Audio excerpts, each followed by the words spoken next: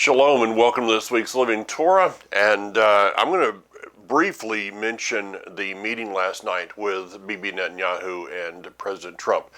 I cannot get a hold of Hanok right today, so we would have probably done an update, Israel update again today if we were able, but he's flying.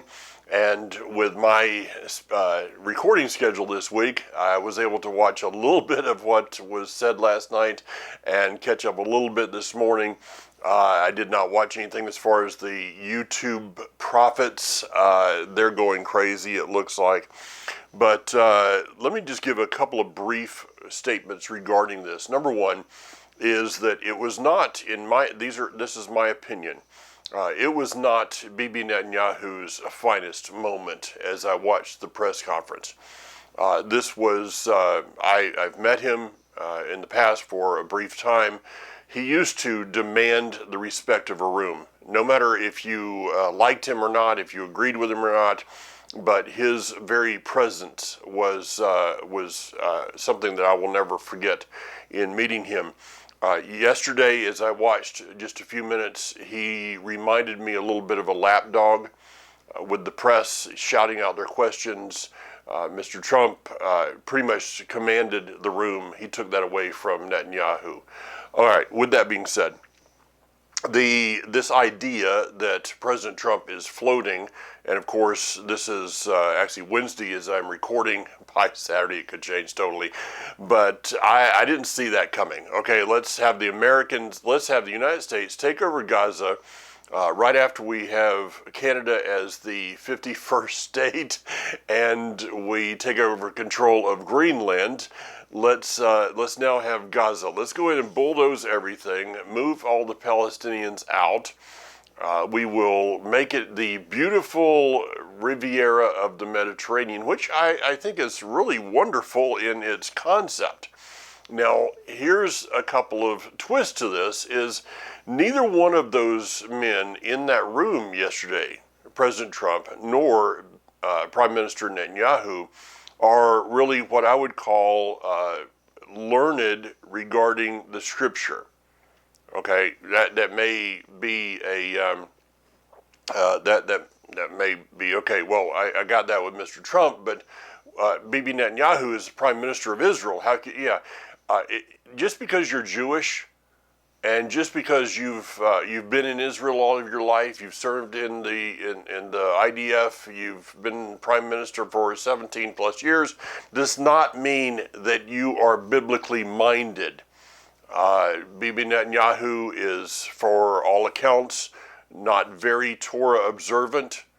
I know of one instance when he was over in Hawaii eating crab. All right, so these two men, though they may have well intentions of everything, are just basically, President Trump is a businessman, Mr. Netanyahu is a politician. You put that together, and you could have, in the end, a Tower of Babel. All right, I don't know. These are just my thoughts right now. Original, right off the cuff thoughts. What I'm going to do is what I would suggest that everyone does is let's give this some time. Wait and see. All right, what's going to happen? The Hamas and the Palestinians being put into Jordan and Egypt and Azerbaijan or something. What could possibly go wrong with that, right? All of them being taken out. Let's demolish the whole thing and let's put it under United States control. I have a little biblical problem with those, with some of that. I know that there's prophecies regarding Gaza. All right, but how that plays out, I don't know. Let's just kind of wait and see, which is, by the way, what they were having to do as the Hebrews were coming out of Egypt. Remember, 1 Corinthians 10 tells us these are prefigurative historical events. As they're leaving Egypt, they don't know what's going to happen. They may not even know the topography enough to understand where they're going. I don't know. So this is like one step at a time. It's like going on a trip you've never gone on, hiking a trail you've never hiked. You see in the distance. As you get closer, you can see that there's a turn. As you get a little closer, you can figure out that turn is going to the left or the right. But you don't know what's on the other side. You don't know if there's a waterfall or a cliff or whatever it is. And that's kind of what life is about anyway, is understanding and trusting that He is directing our steps. And that when we get to that place in our path, in our hike, that He's going to then direct us from that point on. We get to enjoy the view, hopefully. So, we're going to Exodus chapter 13, verse 17. After he had let go, it says in verse 17, after Pharaoh had let the people go, Elohim did not guide them to the highway that goes through the land of the Philistines, because it's close by. And it says Elohim thought that the people, upon seeing war, might change their mind and return to Egypt. Well, He knows them pretty well. That the very basis of their makeup is, we want to go back. We want to make Egypt great again. That is our home. They had lost all concept of what the word home meant. The only word that they could have, the main change that they needed to have is someone standing up and saying, guys, wait a minute. If we're going to figure out this walk and how to get from point A to point B, we have to redefine what we thought was home. And that's a very good statement for today. It says that Pharaoh let the people go. All right? He did? Really? I guess we could probably say that at this point, Elohim has brought everything, the situation, the plagues, the circumstances, to a place that Pharaoh had to let them go. As it says, but was it Pharaoh that was really in control? Or is Pharaoh simply another pawn? A pawn in the chess match, if you would, where the prize at the end is the covenant. It is the people are spoken of in Revelation chapter 21. Everything is just a pawn, and so Pharaoh, who thinks he's king on the chessboard, is really no more than a pawn. Oh, maybe give him, maybe he's a rook or something like that, but he's not really the most important piece, even though he thought he was the most important piece. So let us never forget the guidance of the Almighty in this world, of what is happening is His guidance. And I'll say a little bit more about this in a moment, but let us not forget and give credit, or forget to give credit where credit is due. Again, I'll get back to that in a moment. Verse 19, it says, Moshe took the bones of Yosef, for Yosef had made the people of Israel swear in an oath, Elohim will certainly remember you, and you're to carry my bones up with you away from here. Anyone that is a student of the concept of the two houses of Israel, the northern kingdom, the southern kingdom, we consider Ephraim and Judah. Since, we could go back probably 1917, 1897, go a little bit forward, 1948. It seems that Judah, Yehuda, the Jews, have kind of been center stage in it all. And for the most part, Ephraim, the northern kingdom, those that were assimilated, are kind of still the forgotten tribes in the mind of mankind. Remember this. Our bones may be in the diaspora. It may appear that everything is happening with the southern kingdom, with Judah, and with all that's going on in Israel proper, the state of Israel today. But in the end, he will not leave our bones left behind. We will not be left behind. There is a time, and I did see somebody posted on social media that America taking over Gaza. And that statement in itself is a little strange to me. But America taking over Gaza, this is the prophecy coming forth of Ephraim and Judah, of Ephraim coming back into the land.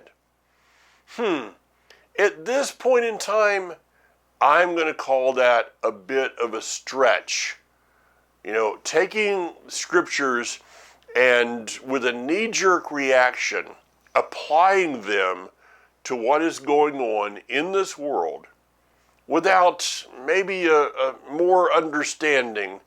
Give it some time and let's figure it out. What I do know, beyond a shadow of a doubt, is that the Almighty is at work.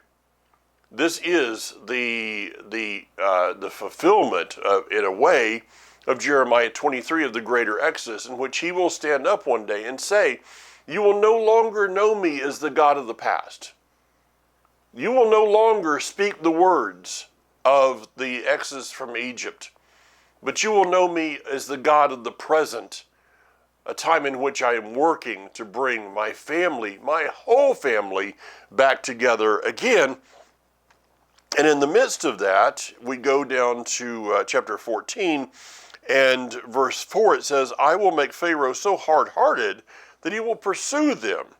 Thus I will win glory for myself at the expense of Pharaoh and his army, and the Egyptians will realize at last that I am Yud-Heh-Vav-Heh." The people did as ordered. This reminds me of a statement a friend of mine makes once in a while, that make your life such that God shows off through you. Make God look good in what you're doing. This is kind of the epitome of the Almighty saying, there's times in history that I'm just going to put my hand in there to such an extent that nobody's going to be able to give credit to someone else, or that at least they shouldn't, because I'm just going to show off.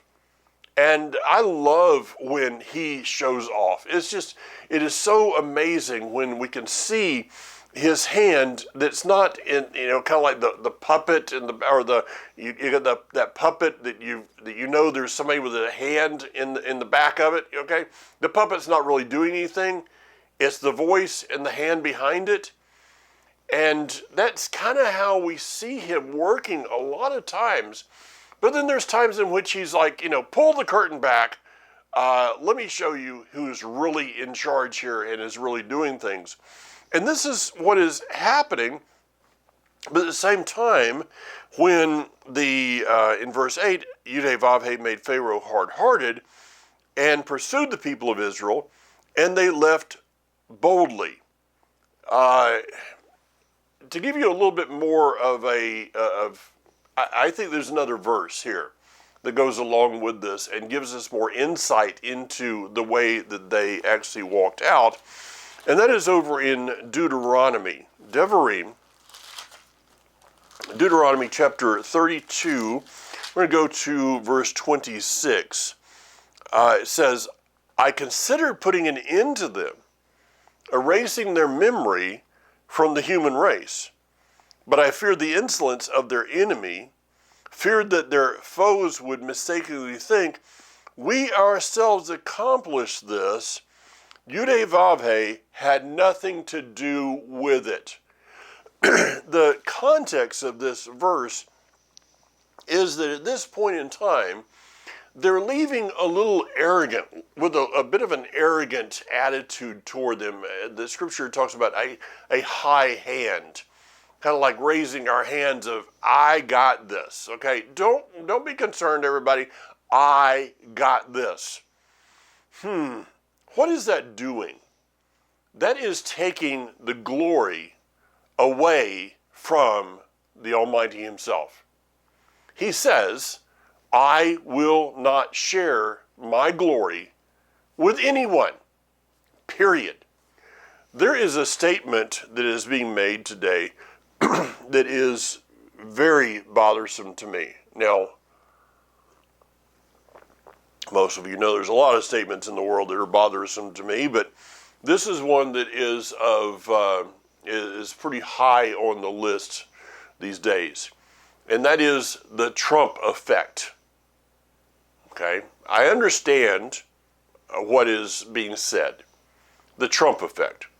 To watch someone as, whether you agree or disagree with the politics or whatever, to watch someone that was pretty well commanding a room, as opposed to what we've seen in the last 4 years, not politically speaking here, but you were pretty much waiting for the former president to get done so you could go back to watching a commercial. The commercials were far more interesting than what he was doing. And, you just wanted to, it's like, come on, let him have his ice cream and his nap. Again, that's not political, that's just what we saw. On the other hand, President Trump is commanding a room. I saw him as one of the reporters, and I wish someone would stand up and say, excuse me guys, quit yelling, one at a time, orderly. Nobody's going to do that, I guess. But there was one reporter, of course we can't see them, that was sitting right in front of President Trump and was trying to do something, say something that was probably going to be stupid, as most of them have questions that are totally stupid. And Trump he pointed the finger at the guy and mouthed the words, no, don't. And it was a little different. I don't think it was don't, but it was something similar to that, no. And basically shut the guy down, all right?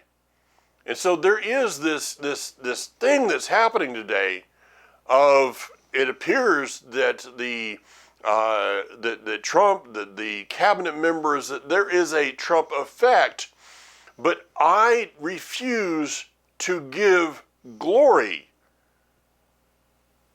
to a man that would allow God's glory to be shared. I'm not going to put over, okay, there are things going on in the world today that are far beyond our thinking. There's a lot of surprise. You turn on the news, it's like, whoa, wait a minute, what happened right there? But understand that the one who is actually calling the shots is, if you would, putting the thoughts in the minds of the leaders. He is the one. So if next week, eggs are back down to $2 a dozen, I would really not want to hear somebody say, well, praise Trump or thank Trump. No, thank God. Okay, because he is the one. Let's give all credit to him, period, and not to anyone else. Now, there is something that's going on with the Hebrews, is though they may have left in an arrogant fashion, high-handed, but when they fall into a problem, as it says in verse 10, as Pharaoh approached, excuse me, I still don't have my voice back from a week ago, the people of Israel looked up and saw the Egyptians right there coming after them. In great fear, the people of Israel cried out to Yud-Heh-Vav-Heh. Okay, contrast this with Exodus chapter 2. in which they were crying, but they were not crying out to him. They were just crying. At least in this time period of the plagues and all that's happened, they're figuring out who to cry to. Now, this may have some different places. They may not be real steady in that right yet, okay? It says, and I want to read these verses, starting in verse 13. Moshe answered the people, "Stop being so fearful. Remain steady. You will see how Yudhe-Vave is going to save you. He will do it today. Today you have seen the Egyptians, but you will never see them again. Yudhe-Vave will battle for you. Just calm yourselves down." Yudhe-Vave asked Moshe, why are you crying to me? Okay? Tell the people of Israel to go forward. Lift your staff, reach it out. People will advance on dry ground. There is a time that we should say, let's pray. There is a time that we should say, let's do. And pretty much what I see in the context of the scripture is this. Yah is saying to them, you've had all this time. You've had all this time prior to, when you left Egypt, you've had all this time to pray about everything. All right, there's something ahead of you. Quit praying about it and start doing something about it. I'm all for prayer. I mean, I've done program after program after program with Barry Phillips on this, with others. Prayer is, that's our communication. All right? And without communication in a relationship, you have no relationship in the end. It's just kind of two people standing there staring at each other. So prayer is absolute importance. But I have also seen people through my life, through time in ministry, that all they do is pray. And then you give them an option to do something, and they're like, no, I've got to pray about it. It's like, wait a minute, you've been praying about it. I had a friend of mine years ago it was like, well, I'm just going to pray about something. So there was an option that came up that would have changed their lives. The whole family. It's like, no, I can't do that. I've got to pray. At times, I have to pray about it becomes an excuse for inaction. Now, action without prayer is, I would say, a bit on the dangerous side, yes. But when we have prayed, then trust in that prayer and move forward with action. That action will take them to a place that we can see that the cloud turns, the cloud moves around. And I want to key in on this verse, the last of verse 20. Well, I'll just read the whole verse. The cloud, it stationed itself between the camp of Egypt and the camp of Israel. There was a cloud and darkness there, but light by night there, so that the one did not come near the other all night long. All night long. Now, why not use this time? Right? Why not? You got a cloud of fire, which means that maybe you could have used that fire, he could have used that fire as light for the people, but you let them sit there in their situation, it says, all night long. Which reminds us that in the beginning, Elohim created, he spoke light, and it came into existence. He also created darkness. Now, darkness, of course, is not a thing so much as it is the absence of light, which means in this world, he has created a place that he basically cannot be, that light cannot be. But he uses that anyway. And in this context, he created darkness so that he could do things that we couldn't see. That you have to wait till the light comes up. You hear something out, something's happening. It's dark outside, and you're not sure what's going on. It's not until the next morning. Hey, remember, they didn't have floodlights. They didn't have LED flashlights like we do today. They did not have a searchlight like many of us grew up with a that huge searchlight they'd put at an auto mall or something. They had light and they had dark. They may have heard some things. I'm just speculating here. They may have heard some things that are going on, but basically what they're hearing, they're not liking. They're hearing the wind is picking up, the crashing of the waves, the what seems like a terrible storm. On the other side, they're hearing the Egyptians, the chariots, the hoofbeats, the breathing of the horses. They're hearing all of these things, and it's, I guess, even though there's a cloud of fire, there is a darkness, maybe not a physical darkness, but there is a spiritual darkness to what is going on here. Are we going to be trampled by the horses, or are we going to be drowned in the sea? And it will not be until the next, after that night long is over, that they're going to see that all of this was to make a way for them to cross over, for the Egyptians to die. I know movie from years ago, what is it, Prince Out of Egypt? I enjoyed the movie.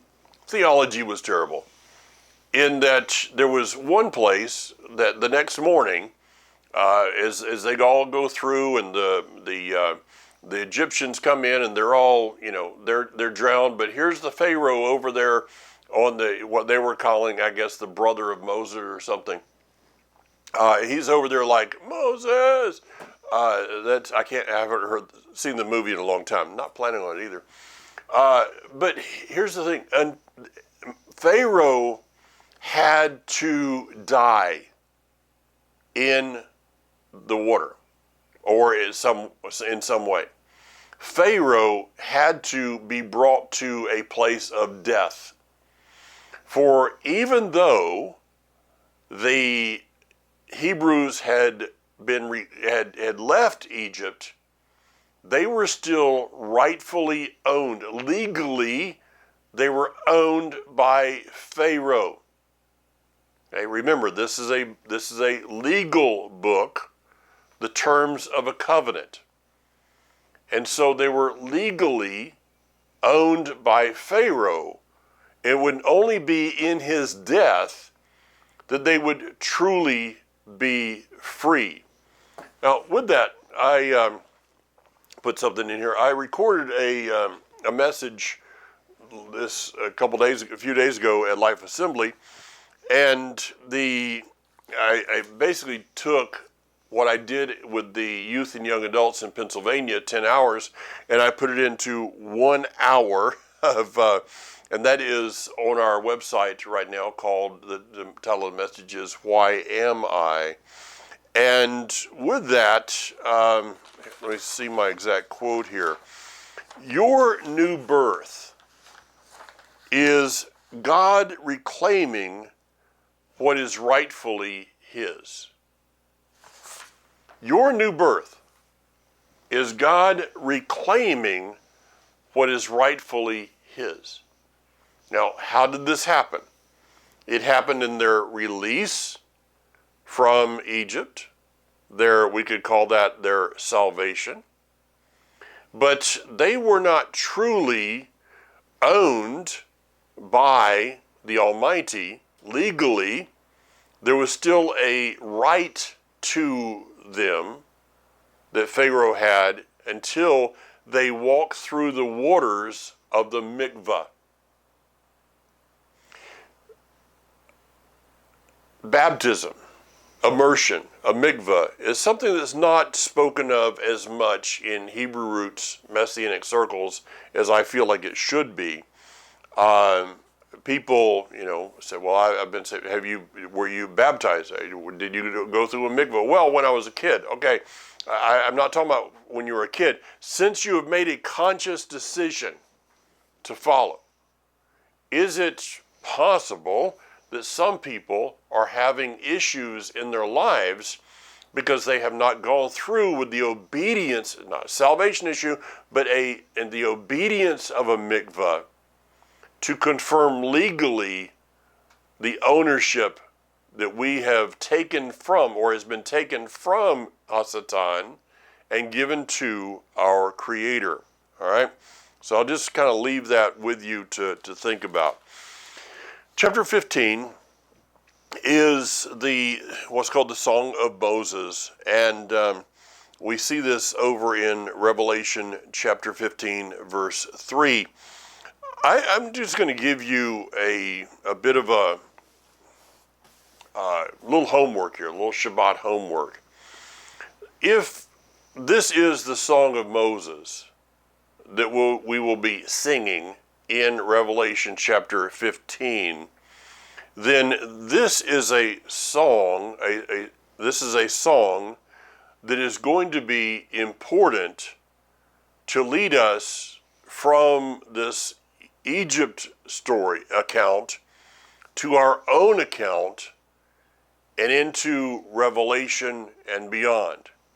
If that is true, I believe it is, that this is a song that is, we could say, almost eternal. It is about our walk here from Egypt to the millennium.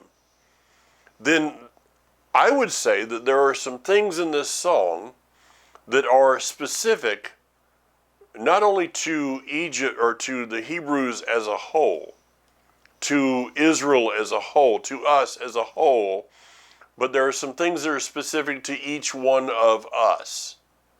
So my homework for you is to read through these words from chapter 15, verse 1 through verse 19, and begin to pray over this.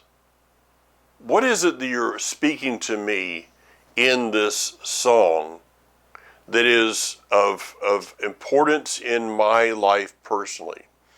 That's something that I spoke with the youth about. That, I said it like this: that this book, I use this on this in the message that why am I?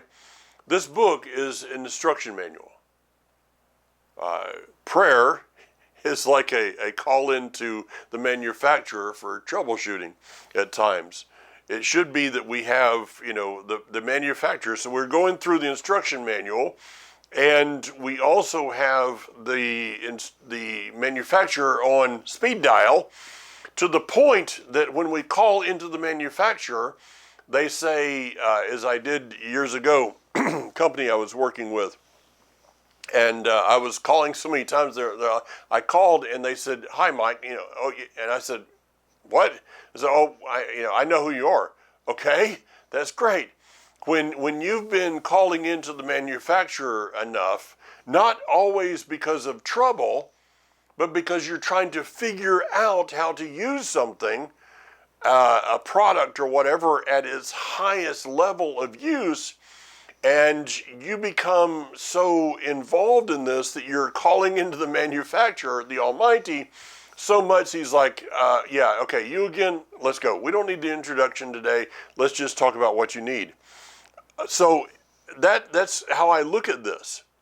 And for me, it is verse 17.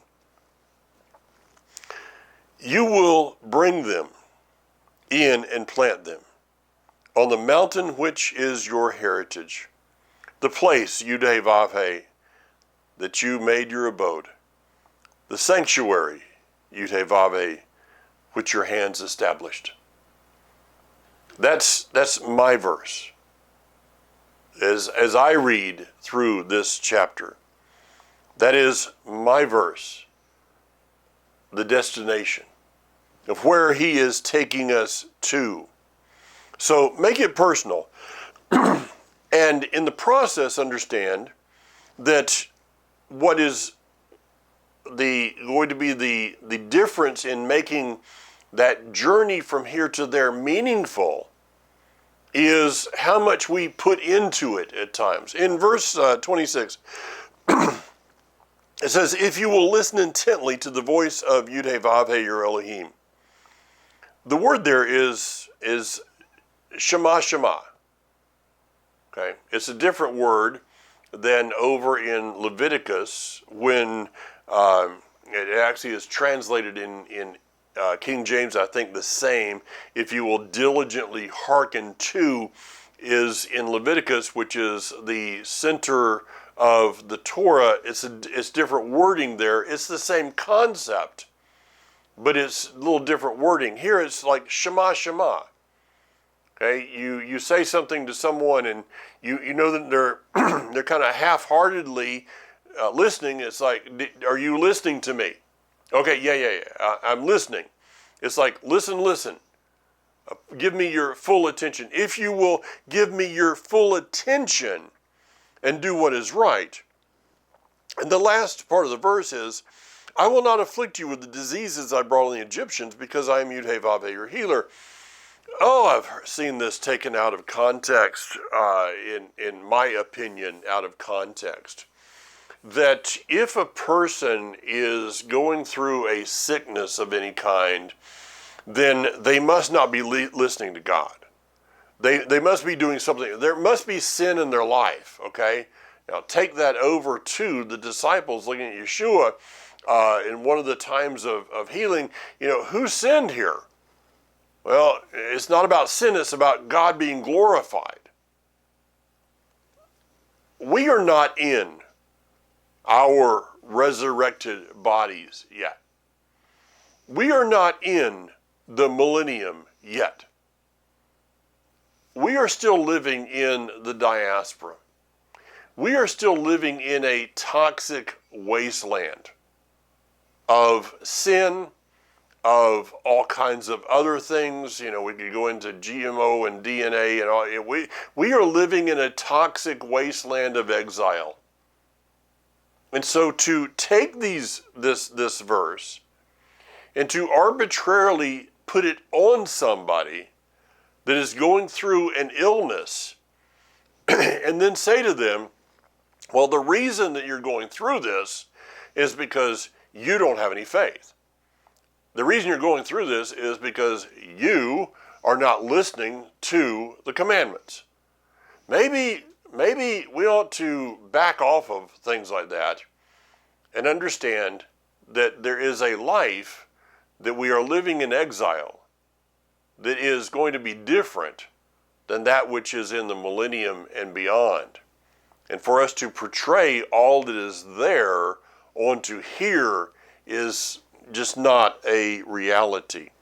Now, as we move on, of course, the Hebrews, it's like this roller coaster, it's back and forth. Okay, what are we going to do now? And the next thing that happens is that they begin grumbling. They begin grumbling because they have no bread. Well, he answers, Yah answers, and gives them manna because he is graceful, because he is merciful. But let me just give a bit of a warning here on this one. Are we willing to go with this again? If 1 Corinthians chapter 10, go back to that over and over again. Why? Because it's relevant. If these things are prefigurative historical events so that we will not make the same mistakes again, are we willing to see, wow, they grumbled over that, but hey, Yah didn't really mind. He was gracious and merciful to them and gave them manna. So I guess that if I'm put into a position of life that I don't really understand, I'm in need of something, I guess the answer to it is I'll just grumble and He'll provide. Maybe we ought to learn that it's better to, as Miriam did, pick up a tambourine and praise Him than it is to grumble against Him. Or just continue the grumbling and see how He likes it the next time. I'm not willing to go there. Okay, I don't want to go there in my grumbling. Now, we all know the story of the manna that came down. It's 6 days. You were to collect it on the seventh day. It is, what you collect on the sixth day will be enough. It will be a double portion to get you through the seventh day. And this takes us to Shabbat and the very essence of our life, which should be Shabbat, begs a question at this moment in time. How serious are we about Shabbat? I'm planning on doing some more as we get to those verses, doing more on Shabbat. But I think it's something we need to ask. I need to ask myself at times, how serious am I about the day called Shabbat? Is Shabbat a conviction or is Shabbat a convenience? Now, it is part of that provision that in verse, where am I at? Just looking, okay, verse 32. Moshe said, here is what Yudhe-Vavhe has ordered. Let 2 quarts of manna be kept throughout all your generations, so that they will be able to see the bread which I fed you in the desert when I brought you out of Egypt. Okay, but here's the problem. Whatever manna you collect on your 6 days and you don't eat turns to worms. Whatever manna you collect on the 6th day and keep and eat on the 7th day, but whatever's left turns to worms. It basically it's gone. But there is 2 quarts of manna that are to be kept and are to be shown to generation after generation as proof of what the Almighty did in their lives in that day.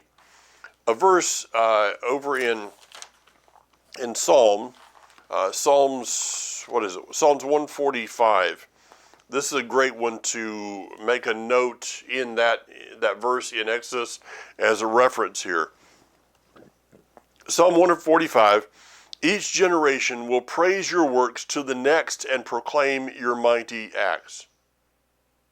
The things that, and this is a problem in society today, that things that we go through are not being passed on to another generation.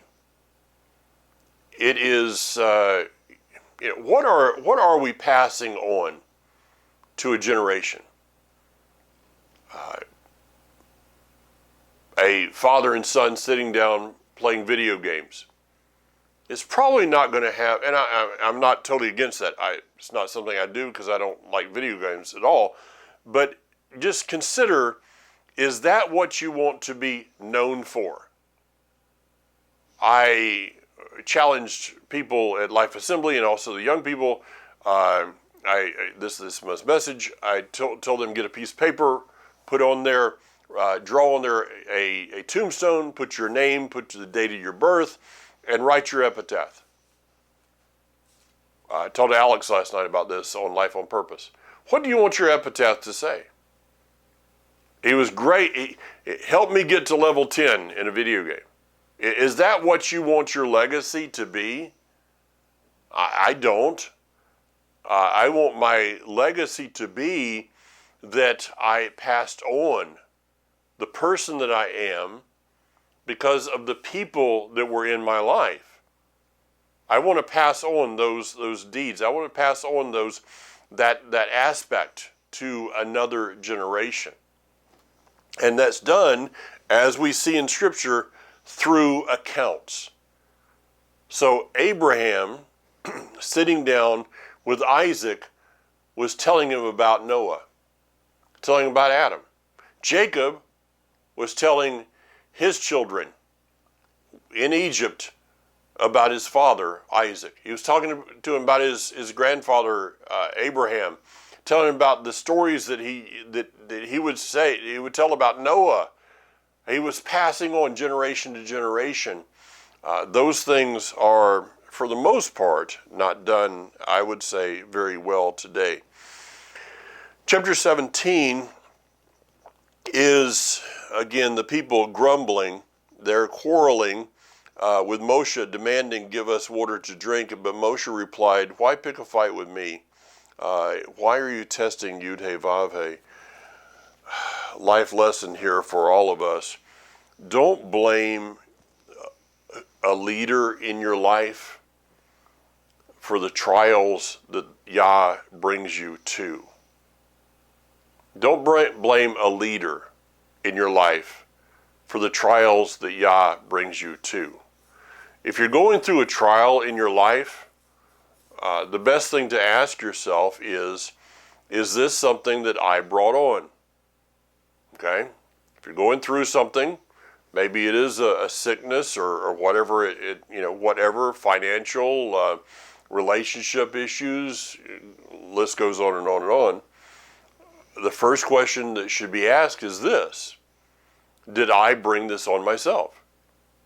Okay, if that's true, that we did, then that's where the beginning of healing for that happens, is admitting I got here because it's like, this is something, again, society doesn't do. Nobody's ever to blame at anything. You see somebody on television, or you watch something in person of someone shoot somebody, but they're not guilty. Okay? Well, you had the gun in your hand. Well, I know. I saw you pull the trigger. I know.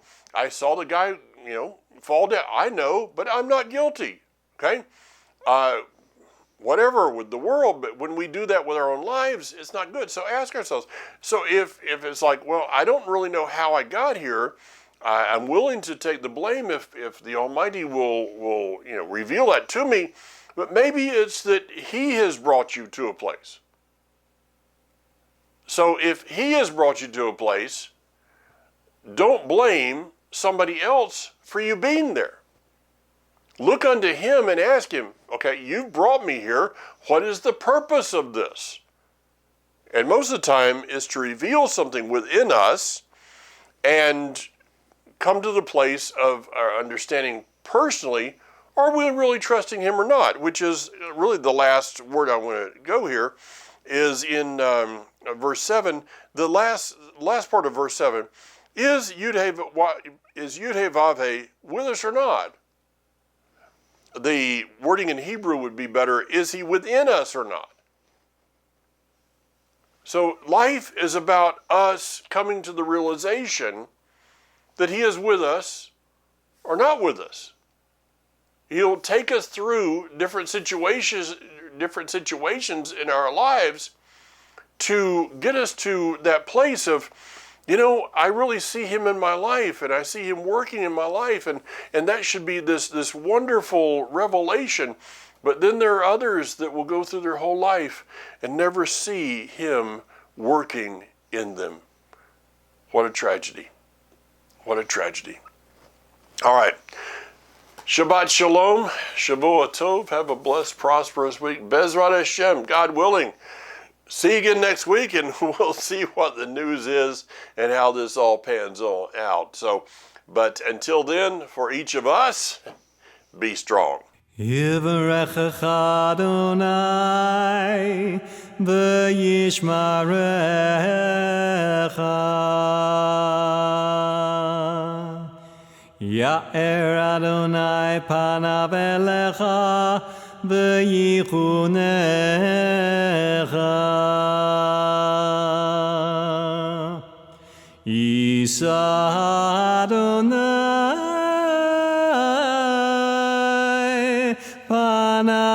elecha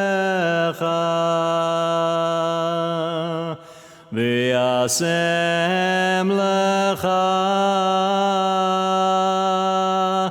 shalom.